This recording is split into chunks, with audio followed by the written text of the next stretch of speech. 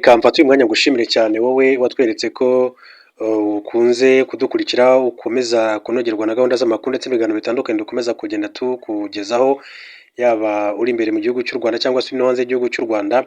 Ndagushimira cyane wowe wamaze gukora subscribe cyangwa se wamaze gukora sabone. Hanyuma rero wowe utari wabikora biragoye ko abasha kubona amakuru yacu, ahubwo kugira ngo ujye ubasha kubona aya makuru akugeraho kandi ku gihe, reba handitse ijambo subscribe mu kuboko kw'iburyo cyangwa se sabone ku bantu bakoresha ururimi rw'igifaransa, ukandeho nurangiza ukande kunzogera kugira ngo tukimara gutunganya amakuru ajye ahita akugera ku kandi. Yifuza ko tuganira kuri Idamange Yvonne Ijyamugwiza, ngira ngo muramuzi cyane, yamenyekanye mu Rwanda muri 2020 ubwo yaje no gutabwa muri yombi, kugeza magingo aya ngaya akaba afunzwe. Hanyuma mubwire ko tariki 27 ukwezi kwa gatatu 2023 ikinyamakuru rya Akadomo.com cyanditse inkuru kiha umutwe ugira uti Perezida Kagame yahaye imbabazi umuhungu wa Idamange.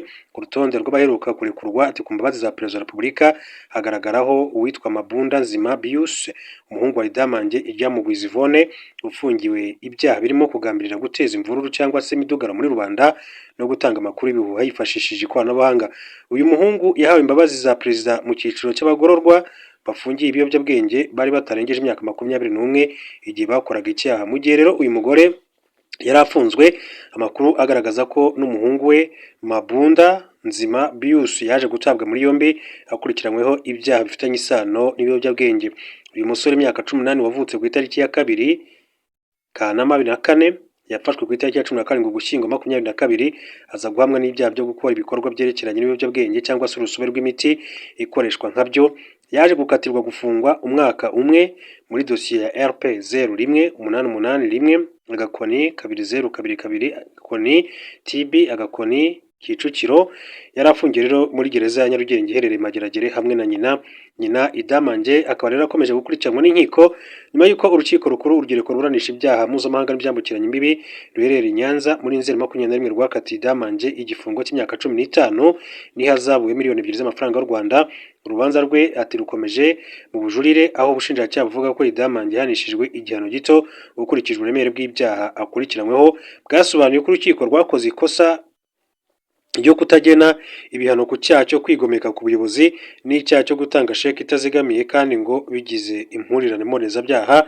Bwasobanuye ko yakabaye ahanishwa igihano cy'igifungo cy'imyaka 21 n'ihazabu ya miliyoni 8 z'amafaranga y'u Rwanda. Ibi byaha bifitanye isano n'ibiganiro yatangaga ku rubuga nkoranyambaga rwa YouTube, aho muke cya nyuma yumvikanye asaba abanyarwanda bose kujya mu ngoro y'umukuru w'igihugu ngo bakigaragambya bitwaje za Bibiliya.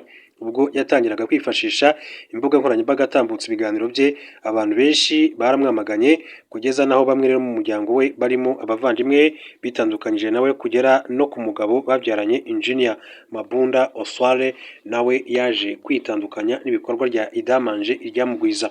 Hanyuma indi nkuru ni inkuru nayo yanditswe ku itariki ya 6 ukwezi kwa gatatu 2023, bati Idamange Ijyamugwiza Yvonne uhamijwe ibyaha birimo guteza imvuru cyangwa se imidugaro muri rubanda no gutanga amakuru ibihuha yifashishije ikoranabuhanga agiye gusubira imbere y'ubutabera nyuma yo kujurira igihano yahawe cyo gufunga imyaka 15.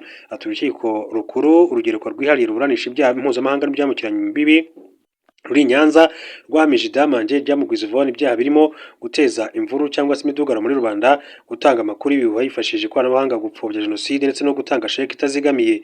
Icyo gihe uru rukiko rwamukatiye igihano cy'igifungo cy'imyaka 15 rumuca n'ihazabu ya miliyoni 2 z'amafaranga y'u Rwanda muri Nzeri 2021. Urukiko rw'ubujurire kandi rugaragaza ko urubanza rwa Idamange Ijyamugwiza Yvonne ruteganyijwe ku itariki ya 8 Werurwe 2023 nyuma yo kujurira igihano yakatiwe n'urukiko rukuru. Ati kuri ubu Idamange afungiye muri gereza ya Nyarugenge iherereye Mageragere uhereye ku itariki ya 9 Mata 2021 nyuma y'uko urukiko rw'ibanze rwa Gasabo rwanzuye ko afungwa iminsi 30 y'agateganyo.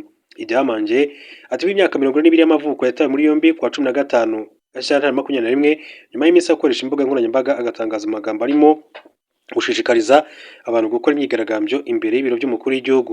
Uyu mugore yatangiye kuvugwa cyane mu itangazamakuru muri Gashyantare 2021 mbere yaho ntabwo yari azwi namba, yifashe YouTube maze akajya atambutsa ibiganiro birimo imvugo zagaragajwe nk'izigumura abaturage. Ubwo yatangiraga kwifashisha imbuga nkoranyambaga atambutsa ibiganiro bye, abantu benshi baramwamaganye kugeza n'aho abo mu muryango nabo bamwamaganye. Uyu mugore rero yaburanye ahakana ibyaha ashinjwa, akavuga ko nta muntu wishwe n'amagambo yavuze kandi ko nta cyari cyo kuba yahamagarira abantu ngo bamukurikire. Yavuze ko atari umuyobozi nta n'ishyaka arimo, ku buryo abaturage bari kumuyoboka nk'uko Idamange Yvonne Ijyamugwiza yagiye abigarukaho mu bihe bitandukanye mu rukiko. Turebe n'andi makuru muri Repubulika ya Demokarasi ya Kongo, umujyi wa Beni, umurwa mukuru w'agateganyo w'intara Kivu y'Amajyaruguru. Kuri ubu kuwa kabiri tariki 30 Nzeri habaye imyigaragambyo y'abasirikare ba Repubulika Iharanira Demokarasi ya Kongo FARDC, bavuga ko bamaze amezi 8 badahembwa. Abigaragambyaga bahagaritse gato urujya n'uruza ku muhanda wa Beni Kasindi, cyane cyane kuri bariyeri ya Paida. Imyigaragambyo yabayemo ibikorwa bimwe na bimwe birimo kwangiza inzugi z'amaduka amwe ndetse n'ubusahuzi. Umwe mu bigaragambyaga wari ufite umujinya mwinshi cyane yagize ati twavuye muri Petit Nord kuva twagera hano i Beni, ubu tumaze amezi agera ku 8 ariko umushahara wacu nturaza, badusubize uburenganzira bwacu. Iyi nkuru dukesha 767.cd ivuga ko umutwe ushinzwe imyitwarire mu gisirikare Military Police baje guhagarika imyigaragambyo no kugarura umutekano. Lieutenant Erongo Marke, umuvugizi w'ibikorwa bya Sokora ya mbere muri Grand Nord ndetse na Front Nord, yijeje ko imyigaragambyo yahagaritswe kandi ko umuhanda wongeye kuba nyabagendwa kuri axe ya Beni Kasindi. Yavuze kandi ko inzego zibishinzwe zamaze kumenya iki kibazo kandi zirimo gushakisha igisubizo nk'uko uyu yagiye abigarukaho. Reka rero mbashimire, mbifurize kugira ibihe byiza. Mwebwe mwakomeje kudukurikira, mukomeze mudushyigikire mureba ahanditse ijambo subscribe cyangwa se sabone mu rw'igifaransa, mukande kunzogera kugira ngo tukimara gutunga aya makuru n'ibiganiro byacu bijye bihita bibageraho.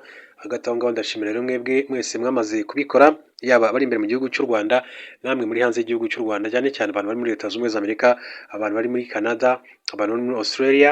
Mukunze kutwereka cyane ko tuba turi kumwe 5 kuri 5 muri aya makuru ndetse n'ibiganiro, aho twimeje kuba tubagezaho amakuru ajyanye n'ububanyi n'amahanga, diplomasi, umutekano na politike muri rusange bibera mu gihugu cy'u Rwanda ndetse no mu karere k'ibiyaga bigari. Ariko kandi ntabwo dusiga n'amakuru abavugwa muri jyana na diplomasi, ububanyi n'amahanga na politike ku rwego rw'isi cyangwa se ku rwego mpuzamahanga. Reka rero mbabwire ngo mukomeze mugire ibihe byiza, turaza gusubira mu yandi makuru mu masaha ari imbere.